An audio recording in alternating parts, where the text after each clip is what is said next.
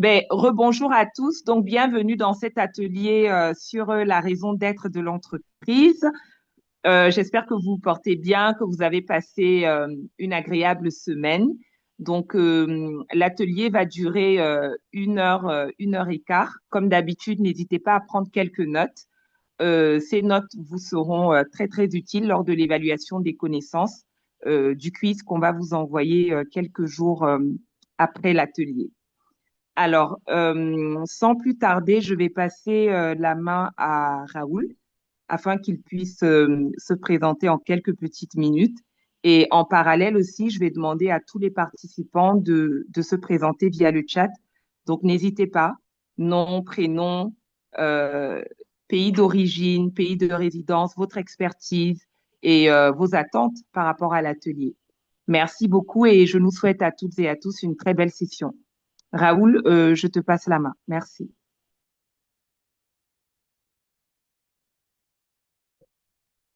Ok, merci.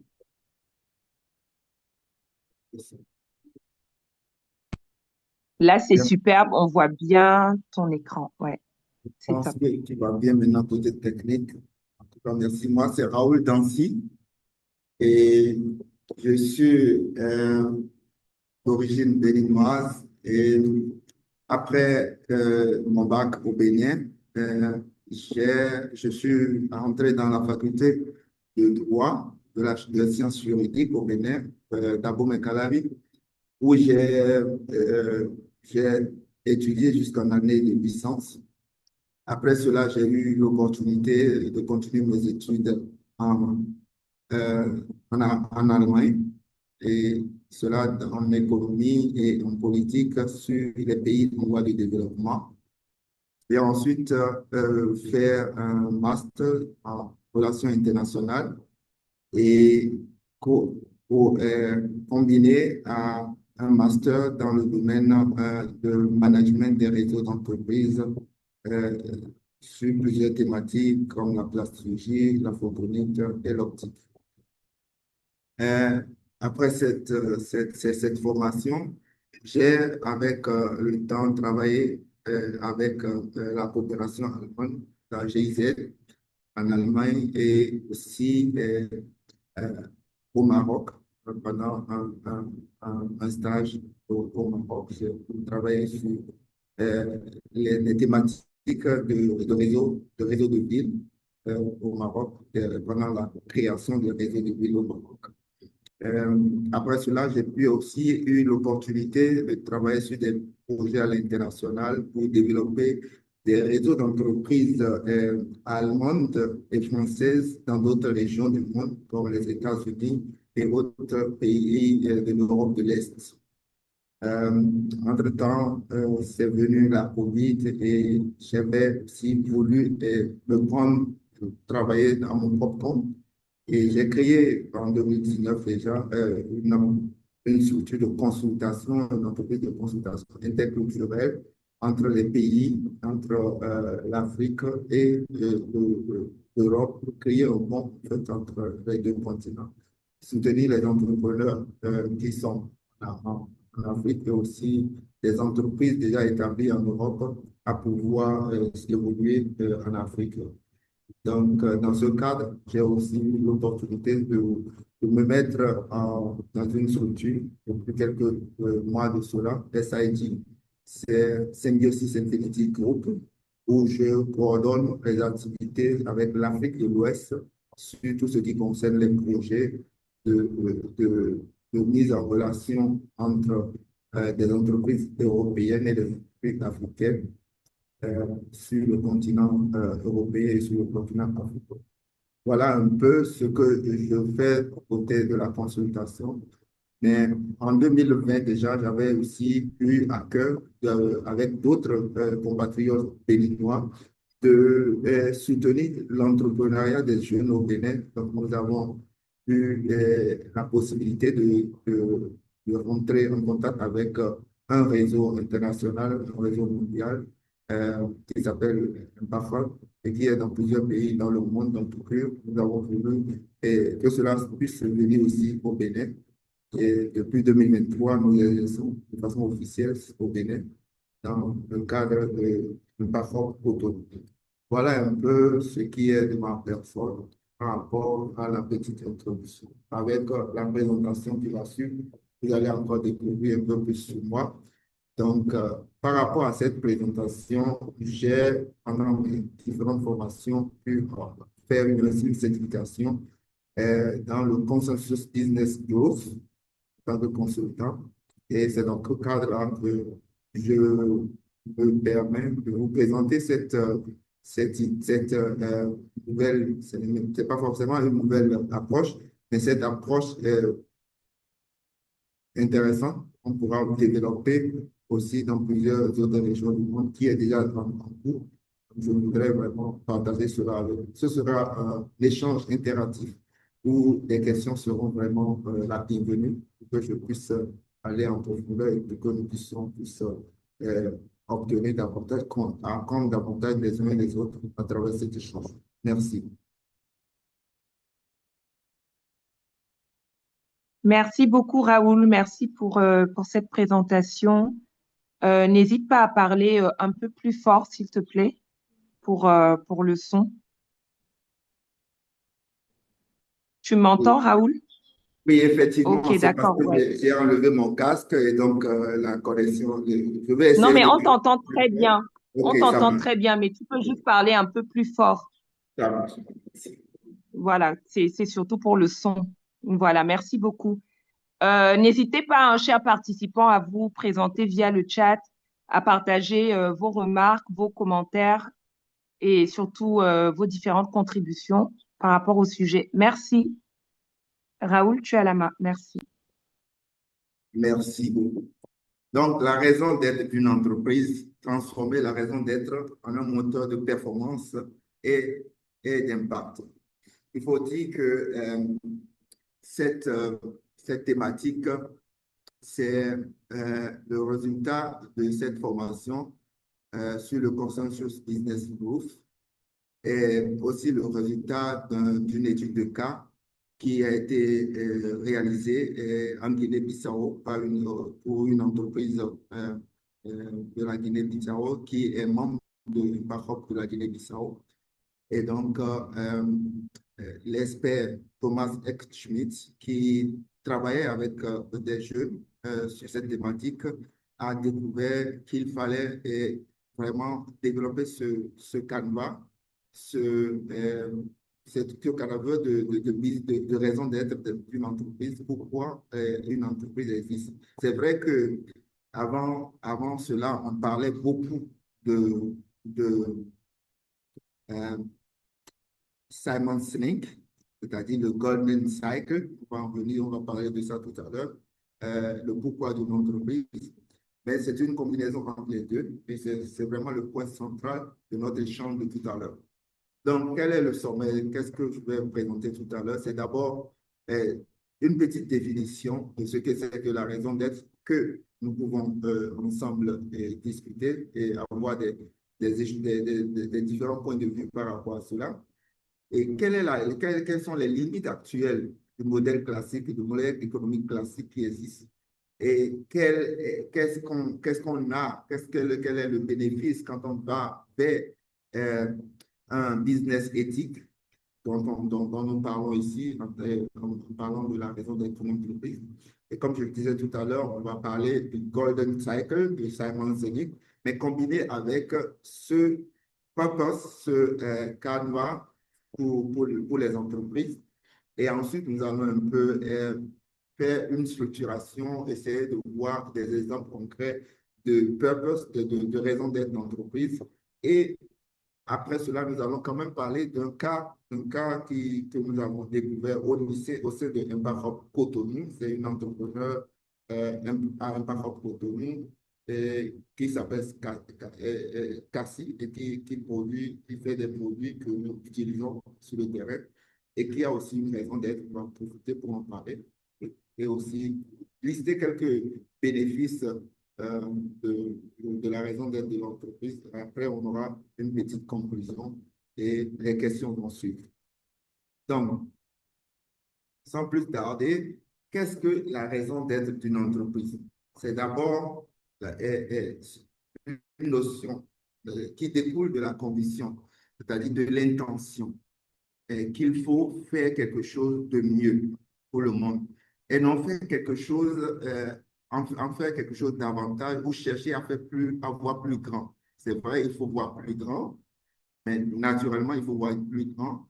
Mais la conséquence est de mieux faire. Donc, la raison d'être, c'est la finalité ultime qui explique toute action. Donc, c'est aussi ce qu'on peut appeler une émotion, une expression émotionnelle de ce qui motive notre entreprise, de ce qui nous motive à entreprendre. C'est une définition qui vient de Thomas Schmidt dans ce livre qu'il a intitulé Purpose Canva for Business. On ira plus loin en parlant déjà aussi, mais déjà des limites de ce que nous avons actuellement comme modèle économique que tout le monde peut constater. C'est-à-dire, il y a une focalisation exclusive sur le profit. C'est vrai, on a besoin du profit. À court terme, on a besoin du profit pour une entreprise. Une entreprise qui n'a pas de profit, une entreprise qui ne fait pas de profit est, si je peux me permettre, irresponsable. Donc, l'objectif, c'est à la fois de faire du profit par son activité, mais aussi d'avoir une raison d'être, comme on vient de le définir, pour ce profit que nous sommes en train de faire. L'objectif n'est pas seulement de créer de la valeur, mais au-delà de la création de valeur, il faut quand même penser à l'humain. Donc, dans ce que nous faisons, dans ce que nous disons, c'est vraiment l'humain qui est au centre. C'est comme la dernière fois, on avait parlé aussi de l'humain dans la présentation de la dernière fois de la séance précédente. Donc, l'humain est ici aussi au centre de tout ce que nous faisons. Et on constate aussi les crises de l'engagement qui concernent je veux parler, les parties prenantes d'une structure, d'une entreprise, c'est-à-dire les fournisseurs, les clients, les partenaires, les employés. Toutes ces personnes cherchent un sens, pas juste le salaire, pas juste le profit, mais aujourd'hui, on constate que c'est le cas. On a besoin de plus que le profit. Nous avons, ça, ce n'est pas quelque chose qu'il faut aujourd'hui encore démontrer. L'impact environnemental et social est très, très présent. Et on ne peut plus ignorer que les entreprises, leurs actions ont un impact environnemental clair sur la société. Bon. Voilà quelques limites que nous avons au niveau du modèle actuel que nous avons, qui est le modèle économique classique. La plupart des modélisations, comme on le connaît, existantes, de type Canva, se reposent sur une approche surtout financière et où s'applique autour de différents types de ressources. Mais ici, nous sommes convaincus dans la nouvelle approche de la raison d'être de l'entreprise, que la ressource la plus précieuse est l'être humain, comme je l'ai dit tout à l'heure. Donc, c'est une source inépuisable d'idées, de créativité et d'innovation et d'amour. C'est surtout ce qu'il faut considérer. Et avec l'intelligence artificielle aujourd'hui, on sait que l'intelligence artificielle peut faire beaucoup. Mais la créativité, l'intelligence artificielle n'a pas cette capacité-là, même si on pense qu'avec le deep learning, on peut aller au-delà de la programmation.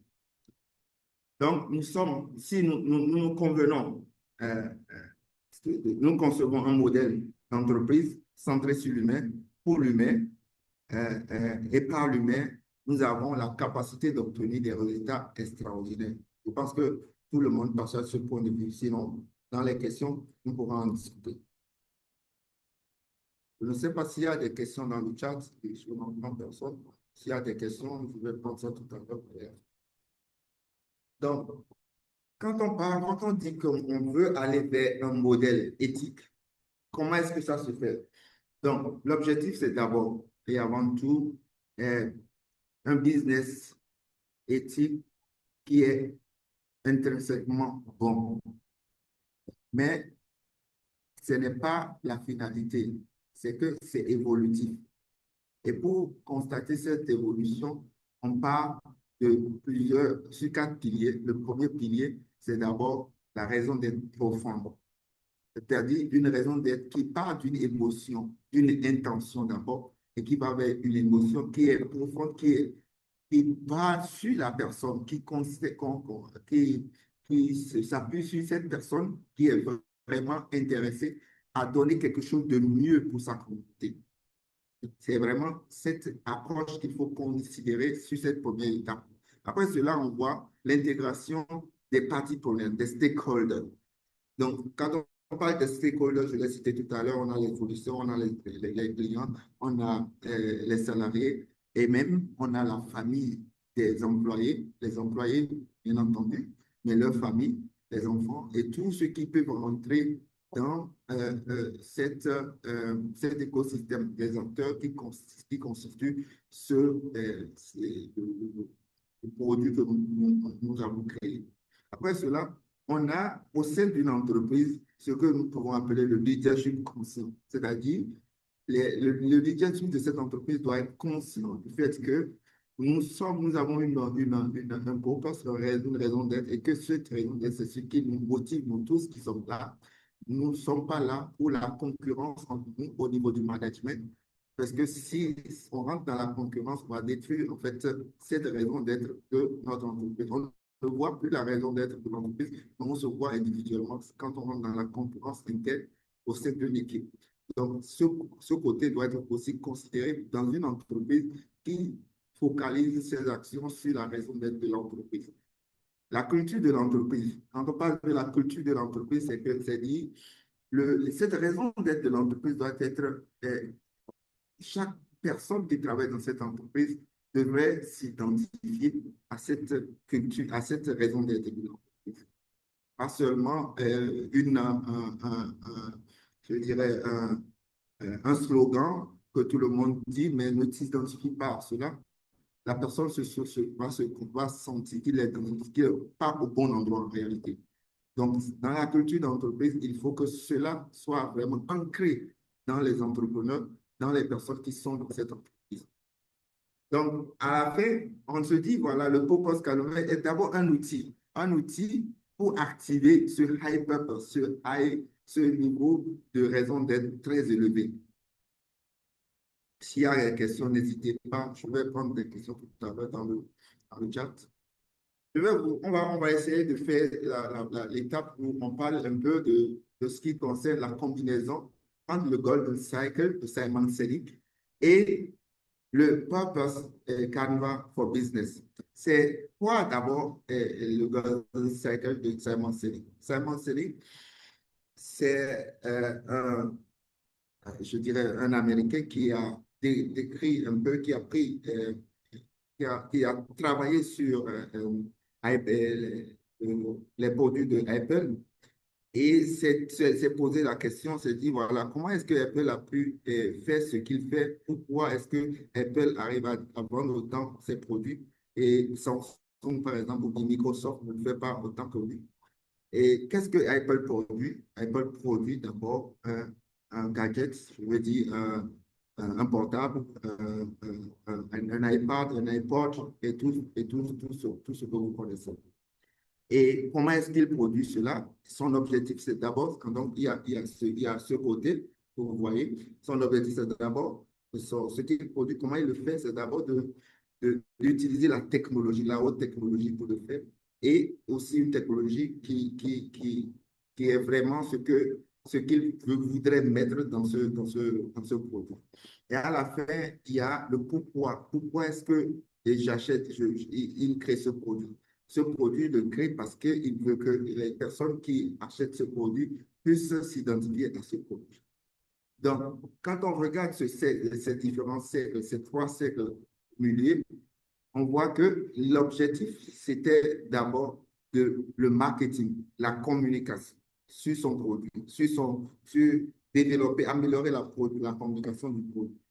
On va désormais plus s'intéresser à seulement le produit, c'est-à-dire le iPod en soi, c'est pas seulement comment est-ce qu'on le crée, mais au-delà de cela, on va vers le pourquoi le client s'intéresse à ce produit-là. Et Apple a créé cela au niveau en mettant en place dès le départ déjà des Apple Store, où la plupart des personnes qui vont sur les Apple Store ne vont pas là pour acheter leurs produits. Ils vont là seulement pour vraiment s'identifier à ce nouveau produit qui vient d'être créé. Donc, c'est un peu dans ce sens que Apple a pu faire la différence entre Samsung qui produit des produits, des portables aussi de qualité, pratiquement, si je peux me permettre, meilleurs que des produits Apple, mais la différence est là, tout le monde peut le constater aujourd'hui. Qu'est-ce que nous faisons? De ce côté, vous voyez, c'est seulement le côté marketing, le côté communication qui est intéressant dans ce différentiel. Et on peut parler du matériel. Qu'est-ce que la combinaison avec le purpose Canva for Business apporte aujourd'hui? C'est plutôt tout ce que nous faisons au niveau du pourquoi, de quoi, c'est voir cela comme une vision. Une vision que nous portons. Et quand on parle d'une vision, c'est-à-dire on a la possibilité de voir au-delà du physique par rapport à ce que nous proposons comme produit. Après cela, nous avons la mission. La mission, c'est-à-dire comment est-ce que nous sommes en train de réaliser cela? Est-ce que à partir de ce produit que nous sommes en train de proposer, qu'est-ce que ça apporte de façon, comment est-ce que nous sommes en train d'apporter quelque chose dans la société? Et à la fin de tout cela, on parle de la raison d'être qui est qu'est-ce que nous apportons de mieux par rapport à la société en faisant ce que nous faisons. La différence, par exemple, entre Apple et Samsung ou Microsoft, c'est que Apple apporte l'identification d'une personne, par exemple, mais au-delà de cela, l'identification du produit par rapport à une personne, par rapport à une classe sociale. Mais ce qu'on ne peut pas tout de suite constater avec, je dirais, Samsung ou Microsoft. Voilà un exemple pour pouvoir montrer, pour pouvoir expliquer un peu le côté émotionnel, c'est-à-dire les personnes qui vont acheter un produit Apple n'ont pas seulement le produit dans la main, mais ils ont une émotion que cela véhicule. C'est un peu ce que on peut tout de suite voir quand on regarde quelqu'un qui va dépenser plus pour acheter le même produit, mais avec une marque différente. Voilà. Donc, je ne sais pas s'il y a déjà des questions, sinon je continue. Qu'est-ce que les entreprises bénéficient? Quels sont les bénéfices pour une entreprise en adoptant ce nouveau mode de fonctionnement? D'abord, on peut déjà dire que pour l'entreprise, il s'agit d'assurer une proposition de valeur qui est unique, de créer une proposition de valeur unique pour l'entreprise. Mais ça, c'est centré, comme je l'ai dit, sur l'humain. C'est centré sur l'individu. Et c'est une proposition de valeur consciente, qui est consciente du pourquoi et ou aussi du pourquoi je fais le travail que je fais, pourquoi nous faisons ce que nous faisons. Donc, la raison d'être de l'entreprise, d'une entreprise, contribue à maintenir l'impact positif de l'action et des valeurs que l'entreprise crée, ce qui traduit des résultats financiers automatiquement croissants, c'est-à-dire de façon durable. Et on peut, sur le plan, je veux dire, dans les analyses, dans les plusieurs informations, plusieurs analyses ont déjà montré que le rendement des marques qui ont eu raison d'être comme Google et comme d'autres entreprises qui ne sont pas dans les finances ont amélioré leur qualité et de rendement et de plus de 120%, par exemple, par rapport au marché boursier où on sait qu'on a beaucoup de rendement. Et malgré cela, les entreprises qui ont fait la différence et qui vont dans ce sens-là font un rendement plus intéressant que ces entreprises qui sont sur le marché boursier. Maintenant, nous allons passer à un exercice, un exemple pour pouvoir voir comment est-ce qu'on peut structurer sa raison d'être. C'est quoi la raison d'être? Nous venons de voir cela. Mais comment structurer la raison d'être? Comment parler, comment une entreprise peut dire, voilà, ça c'est ma raison d'être et on peut voir que cette entreprise fait vraiment ce qu'il dit qu'il fait. Nous prenons la première case qui est là. Donc, cette première case, ça dit offrir de l'inspiration et de l'innovation à chaque athlète du monde. Peut-être quelques personnes peuvent déjà identifier c'est quoi cette entreprise qui fait qui propose cette raison d'être. Et je peux déjà vous le dire, c'est Nike, par exemple. Donc, ce qu'il faut considérer ici, c'est d'abord que la raison d'être, ça a différents niveaux. Il y a différents, donc quand on propose une raison d'être, ce n'est pas euh, euh, une forme figée. On peut changer la manière, mais pour pouvoir aider les entreprises à créer leur raison d'être, il faut que cette raison d'être pose une action et qu'on ait un sujet et qu'on ait quand même quelque chose qui détaille, qui explique un peu ce qu'on est en train de réaliser comme une action. Donc ici, quand nous regardons, on voit que offrir de l'inspiration et de l'innovation, c'est d'abord l'action que nous menons. Et l'athlète, c'est-à-dire chaque personne qui a un physique, c'est un athlète. Et cette personne est le sujet, par exemple. Et les détails, c'est pour chaque sujet dans le monde. Ça, c'est un premier exemple. Et ça, c'est, comme je l'ai dit, c'est Nike. L'autre, c'est créer du bonheur en offrant le meilleur divertissement pour tous dans le monde. Et donc, on peut s'imaginer c'est quoi, quelle est cette structure-là, quelle est cette entreprise-là. Je peux déjà vous le dire, c'est Disney. Disney crée du bonheur en offrant un meilleur divertissement pour le monde. En fait, c'est en anglais, je l'ai traduit pour qu'on puisse comprendre un peu de quoi il s'agit.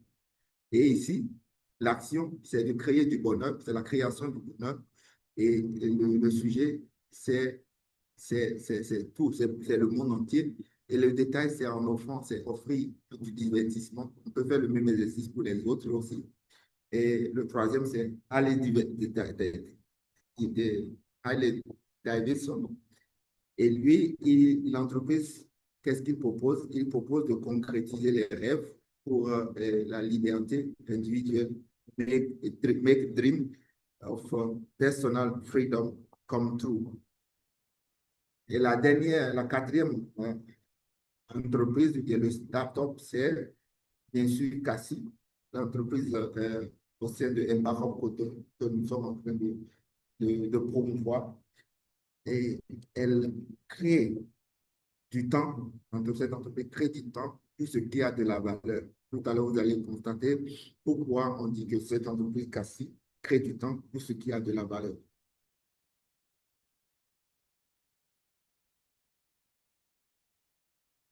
Donc, le cas pratique, c'est Cassie, je disais tantôt. Donc, Cassie, euh, c'est la dirigeante, c'est Kassira Sigiro, une dame qui est dans notre communauté et qui a créé sa pourquoi son entreprise. Elle produit, qu'est-ce qu'elle produit? Elle produit quoi? Elle produit de la purée de tomates, et de la purée de noix de palme et de la purée de tomates avec du piment épicé naturel, conservable pendant 1 an, sans additifs ni colorants, en vue de diminuer les pertes post-récolte et les temps de cuisine. Donc, il y a une histoire en fait derrière ce produit-là qui va au-delà d'un produit physique, d'un produit que tout le monde peut utiliser, qui va au-delà seulement du temps qu'elle accorde à ceux qui l'achètent et qui va sur ce qui est cher à cette personne et qu'elle voudrait que tout le monde, toutes les autres personnes qui achètent son produit puissent vivre cela, c'est-à-dire gagner du temps en cuisine, en cuisinant et passer plus de temps avec ses enfants en famille parce qu'elle a vécu cela dans son enfance. Et donc, elle constate que cela est très, très important pour une famille de pouvoir, même si on a des cuisiniers, même si on a des personnes qui viennent pour faire le travail pour nous, eh, on a besoin quand même de, de pouvoir avoir aussi quand même un peu plus de temps, même s'il y a un cuisinier qui fait la chose, il y a la possibilité, il y a des Béninois qui prennent beaucoup de temps pour les réaliser. Et pour les personnes qui travaillent, qui n'ont pas la possibilité d'avoir des cuisiniers, c'est encore plus intéressant. Donc, ça, c'est le produit. Et le comment, c'est que ce qu'elle fait, c'est qu'elle conserve pour un longtemps par le procédé de pasteurisation. Et cela pour les femmes qui ont à leur disposition ces produits qui sont prêts à l'emploi. Cela leur simplifie la vie, leurs tâches ménagères et elles peuvent travailler sur des activités ou projets comme les hommes, c'est-à-dire euh, il y a une partie où on parle de la liberté que la femme et l'homme peuvent faire le même travail sans se sentir lésé parce qu'elle a la possibilité de cuisiner très rapidement et avec ce qu'elle a envie de préparer et pas seulement aller acheter au dehors pour pouvoir donner à manger à sa famille. Donc, le pourquoi, à la fin, c'est la liberté. C'est plus de moments de bonheur familial. C'est prendre du temps de faire ce qui compte vraiment. Voilà ce que cette entreprise nous propose comme euh, purpose, comme raison d'être.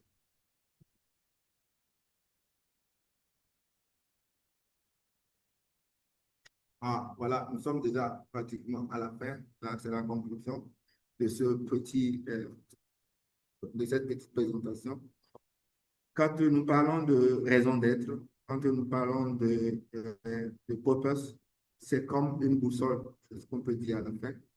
Et le purpose Canva est le premier pas pour construire une entreprise qui ne se contente pas seulement pas de faire du profit, du business, mais qui est une force de bien pour le monde, qui est une force de bien pour l'humain. Donc, il faut d'abord se dire que nous partons d'une intention pour aller à la raison d'être d'une entreprise. Voilà ce que je voulais partager avec vous. S'il y a des questions, n'hésitez pas, je suis là pour répondre à toutes les questions. Merci.